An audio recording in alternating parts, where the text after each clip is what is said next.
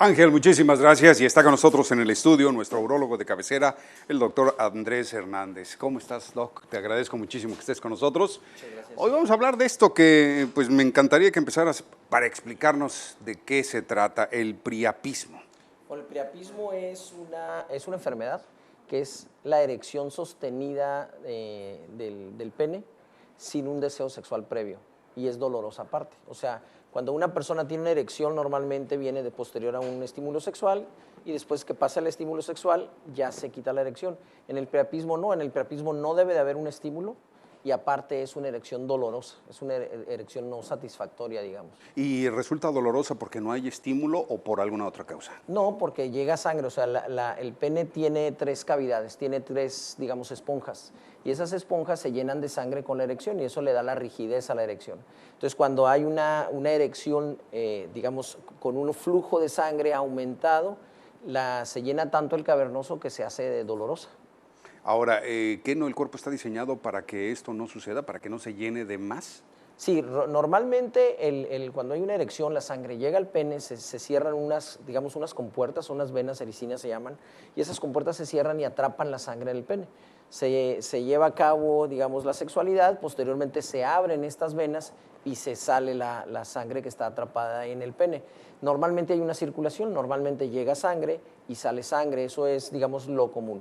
Lo que sucede en el priapismo, por ejemplo, hay enfermedades que hacen que las venas de drenaje se tapen. Por ejemplo, las personas que tienen anemia de células falciformes, que es un problema de la sangre, las personas que tienen una enfermedad que se llama talasemia, que tiene que ver con la hemoglobina, o incluso las personas que tienen algunas leucemias.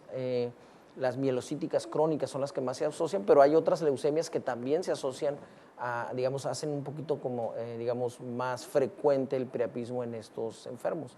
Y esa enfermedad, digamos, cuando nosotros vemos a un paciente que no tiene ningún factor de riesgo, tenemos que buscar alguna de estas enfermedades. Entonces, finalmente, eso es lo que impide que drene la sangre que está en el pene. Pero, ¿qué es lo que hizo que se llenara?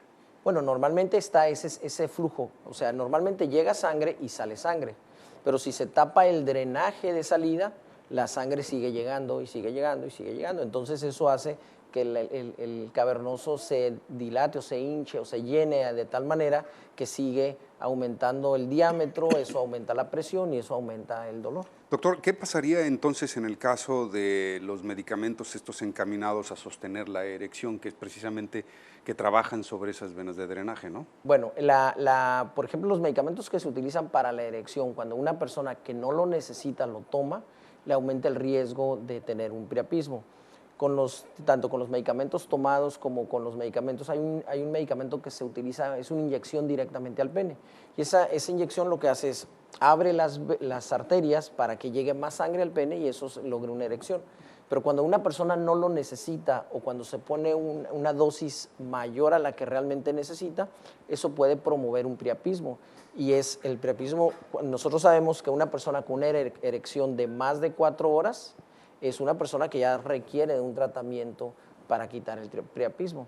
Ahora, esos son los medicamentos que se conocen, pero por ejemplo, la gente que utiliza drogas, por ejemplo, la cocaína, la marihuana, el cristal, son drogas que promueven el flujo aumentado al pene.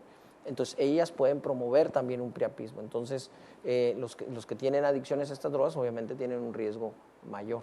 Entonces, finalmente, si se toman estos medicamentos, y lo comento porque hay un creciente consumo de estos medicamentos en gente joven, que en teoría pues no tendrían por qué necesitar este tipo de drogas encaminadas a sostener la erección cuando por su edad no tienen esa necesidad. Sin embargo, los toman o los consumen con el ánimo de convertirse en una especie de superamantes, ¿no? Sí, o sea, la gente joven tiene un poquito más de frecuencia de eyaculación precoz.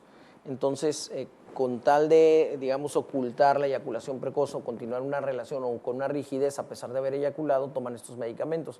Pero sí están en riesgo aumentado de tener un priapismo. Ahora, ¿qué finalmente es lo que hacen en el consultorio, doctor, cuando llega un paciente con una erección de más de 4 horas que ya no soporta los dolores? ¿Qué hacen ustedes para finalmente liberar estas venas de drenaje? ¿Le dan medicamento o es una intervención? Sí, hay una inyectable, hay una inyección que se pone directamente al pene, que es una dosis muy baja de un medicamento que hace que se abran, digamos, que se cierren, perdón, las arterias. y eso disminuye la presión de llegada y eso puede promover que digamos, que se vacíen los cavernosos, que son las esponjas que llenan el pene. La otra es, si digamos esa maniobra no funcionó, muchas veces con contacto, por ejemplo en el perineo, atrás de los testículos podemos poner bolsas de hielo, eso es un manejo hospitalario generalmente, se ponen bolsas de hielo o se ponen lavados intestinales fríos y eso puede ayudar también, pero si no ayudan las medidas generales, que todo esto depende del tiempo de evolución. Digamos, hay pacientes que llegan después de un día o de 2 días de tener un priapismo porque ya, ahora sí que ya perdieron la esperanza de que se resuelva. Y esos pacientes pueden llegar al extremo en donde nosotros tenemos que picar, hacemos una punción con una aguja especial a través de la cabeza del pene y tratamos de hacer un cortocircuito para que esa sangre se drene.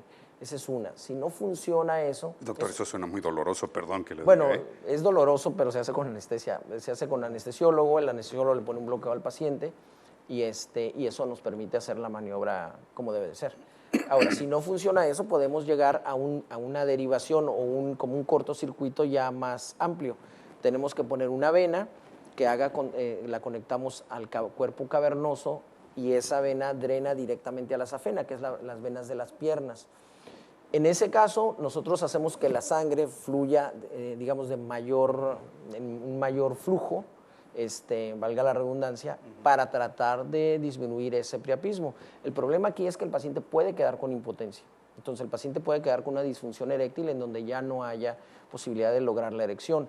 La otra situación es que si el paciente pasó, digamos, bastantes horas con el priapismo, la sangre se hace más espesa, y eso promueve fibrosis y eso promueve que los coágulos que se hagan ahí pues ya después ya no se puedan drenar y eso también le puede dar como consecuencia, aunque se quite el priapismo, una fibrosis que no le permita tener erecciones posteriormente.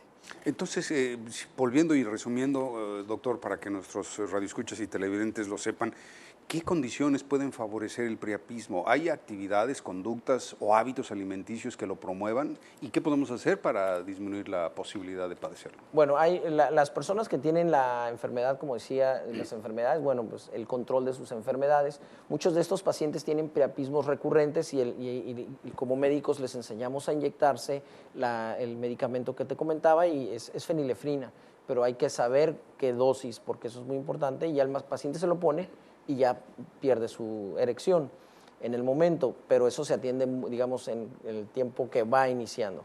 Pacientes con riesgo son los pacientes que no necesitan, por ejemplo, los medicamentos para lograr mejor erección y que los toman o que se inyectan los mismos medicamentos para lograr erección y no necesitan o mayor dosis. Los pacientes que utilizan drogas, como te decía, cocaína, cristal, marihuana. Y también hay pacientes que utilizan algunos antidepresivos, algunos antipsicóticos, algunos antihipertensivos que también pueden dar este problema.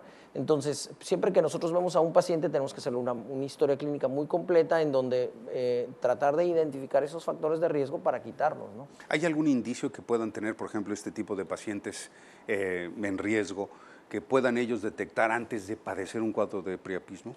Bueno, antes no, si toman los medicamentos o si tienen esos factores de riesgo, saben que son sujetos a, por ejemplo, si tienen anemia, por decir algo, de células falciformes y toman aparte un medicamento para lograr una mejor erección, pues aumenta su riesgo.